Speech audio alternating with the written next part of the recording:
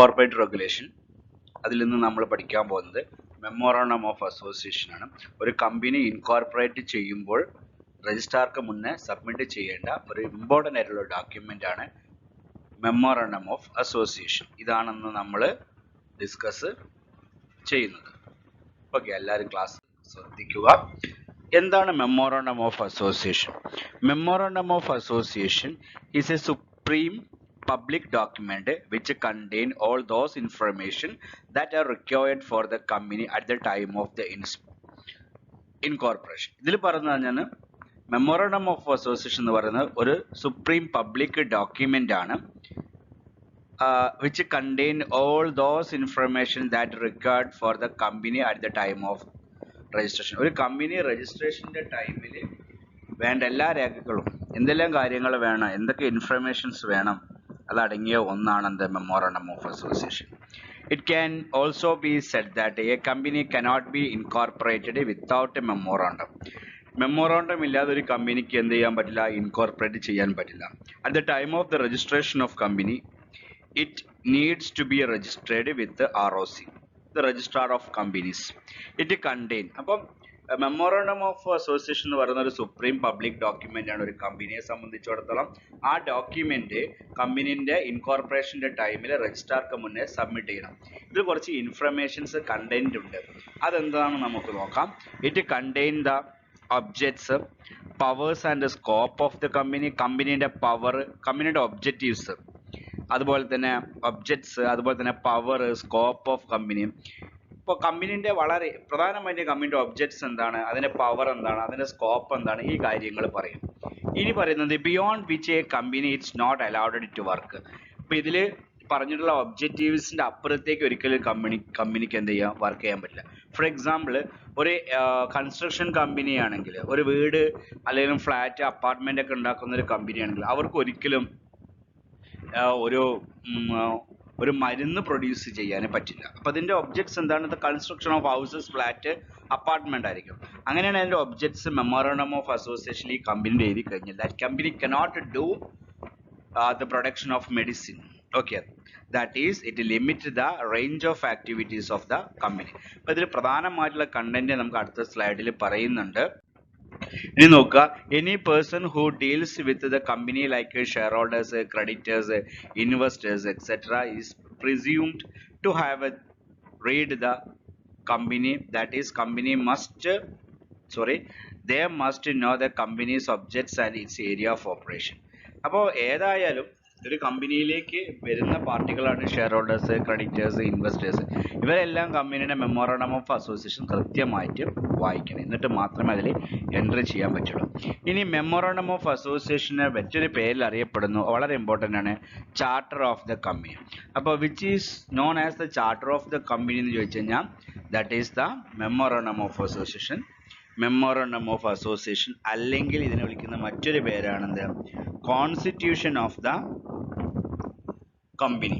ഇനി നോക്കുക, memorandum of അസോസിയേഷനിൽ പ്രധാനമായിട്ട് ഇത്രയും കാര്യമാണ്: name, situation clause, object clause, liability clause, capital clause, subscription clause. ഇത്രയും പ്രധാനപ്പെട്ട ക്ലോസുകളായിരിക്കും. നെയിം ക്ലോസിന് ഡിഫൈൻ ചെയ്യുന്നത് കമ്പനിയുടെ പേര്, whether it is private limited or public limited. പിന്നീട് ഒരു പ്രധാനമായും ശ്രദ്ധിക്കേണ്ടത് നമ്മുടെ കമ്പനിയുടെ നെയിമിൽ വളരെ ഇമ്പോർട്ടൻ്റ് ആണ്. കാരണം നമ്മുടെ കമ്പനിയുടെ പേര് വേറെ കമ്പനീനെ റിസംബിൾ ചെയ്താലും നമുക്ക് രജിസ്ട്രേഷൻ കിട്ടില്ല. പിന്നെ സെയിം ഒരിക്കലും ആകാനും പാടില്ല. രണ്ട് കാര്യം ശ്രദ്ധിക്കേണ്ടത്, നമ്മളെ കമ്പനീൻ്റെ അതേ പേര് വേറെ കമ്പനിക്ക് ഉണ്ടാകാൻ പാടില്ല. രണ്ടാമത് നമ്മളെ കമ്പനിയുടെ പേരോ, ഫോർ എക്സാമ്പിൾ സോണി, സോണിയ ഇങ്ങനെയൊക്കെ വരുമ്പോൾ പീപ്പിൾ വിൽ കൺഫ്യൂസ്ഡ്. അത് നമ്മൾ ഗുണവും ചില സമയത്ത് ചെയ്യും, അതുപോലെ തന്നെ ദോഷവും ചെയ്യും. അതുകൊണ്ടാണ് അത് പാടില്ല എന്ന് പറയുന്നത്. നോക്കാം, A company cannot register with the name which CR may think unfit and also with the name that too nearly resembles the name of any other company. വേറെ ഏത് കമ്പനീൻ്റെ അല്ലെങ്കിൽ ആ കമ്പനിയോട് റിസംബ്ലൻസ് ഉള്ള പേര് ചെയ്യാൻ പാടില്ല. അടുത്തത് സിറ്റുവേഷൻ ക്ലാസ് എന്ന് പറഞ്ഞാൽ സിമ്പിളാണ്. Every company must specify the name of the state in which the registered office of the company is located. അത് കമ്പനിയുടെ രജിസ്റ്റേർഡ് ഓഫീസ് എവിടെയാണ് ലൊക്കേറ്റ് ചെയ്യുന്നത്, കമ്പനീൻ്റെ ലൊക്കേഷൻ എവിടെ, ആ കാര്യങ്ങളൊക്കെ എക്സ്പ്ലെയിൻ ചെയ്യുന്ന ഒന്നാണ് എന്ത് സിറ്റുവേഷൻ ക്ലോസ്. അടുത്ത ഒബ്ജക്റ്റ് ക്ലോസ്, വളരെ ഇമ്പോർട്ടൻ്റ് ആയിട്ടുള്ള ഒന്നാണ് എന്ത് ഒബ്ജക്റ്റ് ക്ലോസ്. ഈ കമ്പനി ഒരു കമ്പനി എന്തിനാണ് സ്ഥാപിക്കുന്നത്, അതിൻ്റെ ലക്ഷ്യം എന്താണ്, അതാണ് നമ്മൾ എന്ത് നോക്കേണ്ടത് ഒബ്ജക്റ്റ് ക്ലോസിൽ പറയുന്നത്. The main object and axillary objects of the company. കമ്പനിക്ക് പ്രൈമറി ഉണ്ടായിരിക്കും, സെക്കൻഡറി ഉണ്ടായിരിക്കും. ഇനി ലാബിലിറ്റി ക്ലോസ് എന്നാണ്. ലാബിലിറ്റി ക്ലോസ് ഇൻവെസ്റ്റേഴ്സ് എന്തായാലും വായിക്കണം. കാരണം അതിൽ ഇൻവെസ്റ്റ് ചെയ്യുന്ന ആളുടെ ലാബിലിറ്റി എത്രത്തോളം ആയിരിക്കും, ലിമിറ്റഡ് ആണോ, അൺലിമിറ്റഡ് ആണോ, ഗ്യാരണ്ടീഡ് ആണോ, വട്ട് എവർ ഇറ്റ് ഈസ്. അവിടെ ലാബിലിറ്റി ക്ലോസ് ആണ്. അടുത്തത് ക്യാപിറ്റൽ ക്ലോസ് എന്ന് പറഞ്ഞാൽ കമ്പനീൻ്റെ ടോട്ടൽ ക്യാപിറ്റൽ എത്രയാണ്. Subscription clause, the details of subscribers, share taken by them and witness etcetera. അപ്പോൾ ഇത്രയും കാര്യങ്ങൾ മെമ്മോറാണ്ടം ഓഫ് അസോസിയേഷൻ ഉണ്ടായിരിക്കും. Content of memorandum of association വളരെ ഇമ്പോർട്ടൻ്റ് ആയിട്ടുള്ളൊരു കാര്യമാണ്. ഇനി ഒന്നുകൂടി ഡെഫിനിഷൻ പറയാണ്. നമ്മൾ ആദ്യം മീനിങ് ആണ് പറഞ്ഞത്. ഡെഫിനിഷൻ പറയുന്നത് as per the section 2 subsection 56 of the companies act 2013, memorandum means the memorandum of association of company as originally framed or as altered from the time to time in pursuance of any previous company law or of this act. അതായത് ഈ memorandum of അസോസിയേഷൻ്റെ ഏറ്റവും വലിയ പ്രത്യേകത എപ്പോഴും എന്തിന് വിധേയമാകാം, അത് അമെൻമെൻറ്റിന് വിധേയമാകാം. ചിലപ്പോൾ കമ്പനി അവരുടെ ഒബ്ജക്ട്സ് മാറ്റും, അപ്പോൾ ഓൾട്ടർ ചെയ്യേണ്ടി വരും. ചിലപ്പോൾ പേര് മാറ്റും, ഓൾട്ടർ ചെയ്യേണ്ടി വരും, ലാബിലിറ്റി മാറ്റും. നമ്മൾ പറഞ്ഞ എല്ലാ ക്ലോസുകളും അവർക്ക് എന്ത് ചെയ്യാൻ പറ്റും, ചേഞ്ച് ചെയ്യാൻ പറ്റും. അപ്പോൾ അതും നമ്മൾ കാര്യമായിട്ട് നോക്കണം. ഇനി അടുത്ത ഏരിയ നമ്മൾ അതാണ് പറയുന്നത്. ഇപ്പം നിങ്ങൾ ഇതുവരെ മനസ്സിലായിട്ടുണ്ടാവും എന്താണ് മെമ്മോറാണ്ടം. മെമ്മോറാണ്ടം എന്ന് പറയുന്നത് കമ്പനിയുടെ ഏറ്റവും ഇമ്പോർട്ടൻ്റ് ആയിട്ടുള്ള ഡോക്യുമെൻ്റ് ആണ്. രജിസ്ട്രേഷൻ്റെ സമയത്ത് രജിസ്ട്രാറുടെ മുന്നാകെ സബ്മിറ്റ് ചെയ്യേണ്ടതാണ്.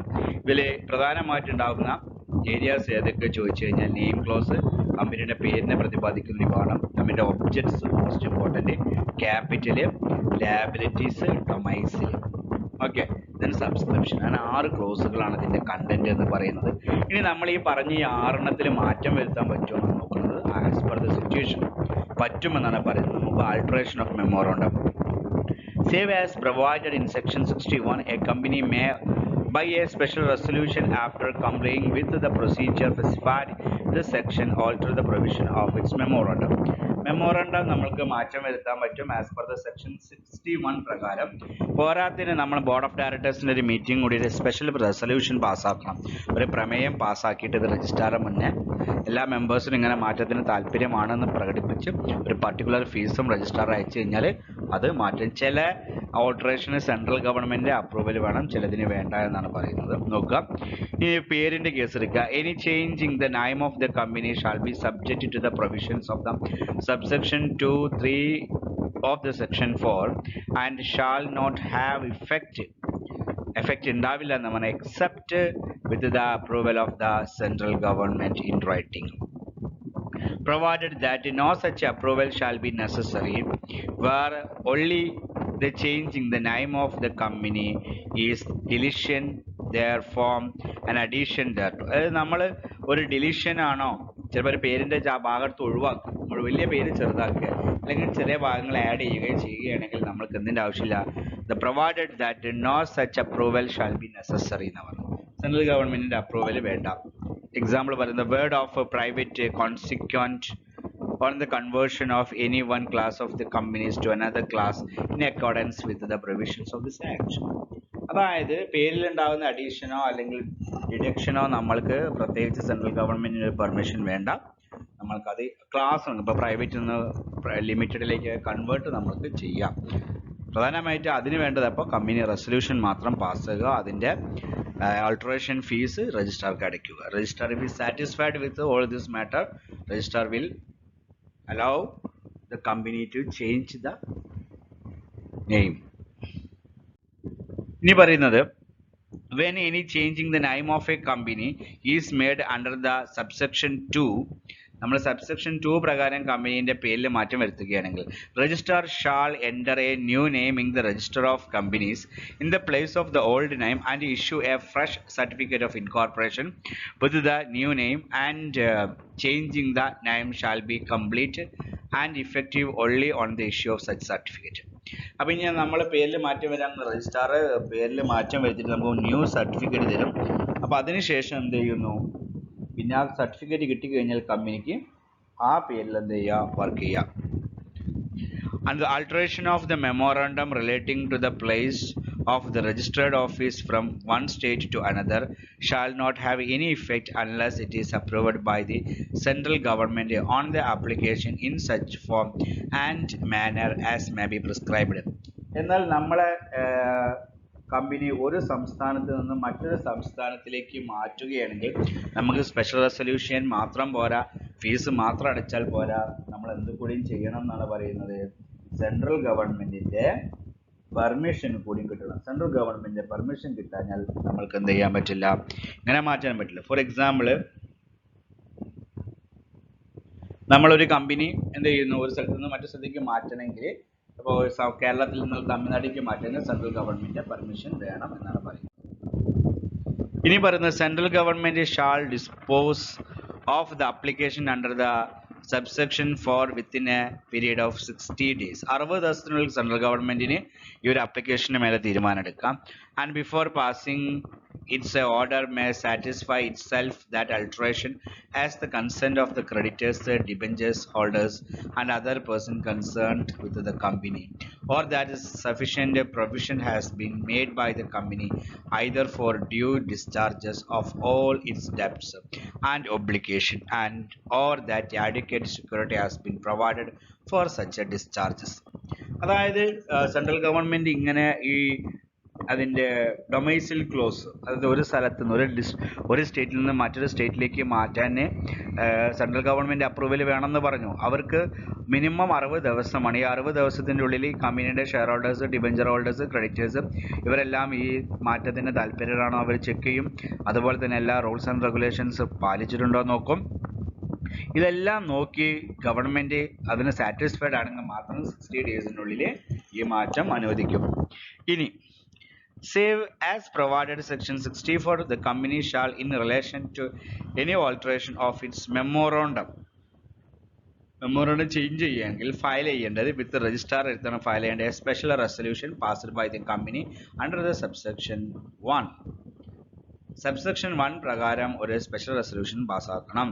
The approval of the central government, central ഗവൺമെന്റിൽ നിന്നും അനുമതി മേടിക്കണം under the subsection 2 if the alteration involves any changing the name of the company. അപ്പോൾ ചില സന്ദർഭങ്ങളിൽ പേര് മാറ്റങ്ങളും ഗവൺമെന്റിന്റെ പെർമിഷൻ. ഒരു കാര്യം നമ്മൾ മനസ്സിലാക്കേണ്ടത്, കമ്പനിയുടെ സ്ഥലം മാറ്റുകയാണെങ്കിലും പേര് മാറ്റണമെങ്കിലും എന്തായാലും നമ്മൾക്ക് സെൻട്രൽ ഗവൺമെന്റ് പെർമിഷൻ വേണം. ഫസ്റ്റ് സ്ലൈഡിൽ നമ്മൾ പറഞ്ഞിരുന്നു, അപ്പോൾ ജസ്റ്റ് അഡീഷൻ ആ പേര് മാറ്റം, അഡീഷൻ ഓർ ഡിഡക്ഷൻസ്, ഇതിലാണെങ്കിൽ സെൻട്രൽ ഗവൺമെന്റിന്റെ പെർമിഷൻ വേണം. പക്ഷെ നമ്മൾ പേര് മൊത്തമായിട്ട് മാറ്റുകയാണെങ്കിൽ സെൻട്രൽ ഗവൺമെന്റിന്റെ പെർമിഷൻ വേണം. ഓക്കെ, ഇത്രയും കാര്യങ്ങളാണ്. നന്നായിട്ട് വായിച്ച് കേട്ട് നോക്കുക, നോട്ട് ചെയ്തുക, ഡൗട്ട്സ് നിങ്ങൾ ചോദിക്കുക. ഇതിൽ നമ്മൾ കാര്യമായിട്ട് ഇത്രേ പറയുന്നുള്ളൂ. കമ്പനിയുടെ മെമ്മോറണ്ടം എന്ന് പറയുന്നത് വളരെ ഇമ്പോർട്ടൻ്റ് ആയ ഡോക്യുമെൻ്റ് ആണ്. അതിൽ ഇത്ര ക്ലോസുകളുണ്ട്. ഈ ക്ലോസുകളിൽ പേരിൽ ചെറിയ മാറ്റം വരുത്തുകയാണെങ്കിൽ സെൻട്രൽ ഗവൺമെൻറ് അനുമതി വേണ്ട. എന്നാൽ പേര് മാറ്റുകയാണെങ്കിൽ സെൻട്രൽ ഗവൺമെൻറ് അനുമതി വേണം, ഒരു കണ്ടീഷൻ. രണ്ടാമത് രജിസ്ട്രാർ എടുത്ത് നമ്മൾ ഒരു റെസൊല്യൂഷൻ പാസ് ചെയ്തതിൻ്റെ കോപ്പി സബ്മിറ്റ് ചെയ്യണം. അതിൻ്റെ ഫീസും അടിക്കണം. 60 ദിവസത്തിൻ്റെ ഉള്ളിൽ നമ്മൾ കൊടുത്ത കാര്യങ്ങളൊക്കെ അവർ വെരിഫൈ ചെയ്യും. എന്നിട്ട് ഓക്കെ ആണെങ്കിൽ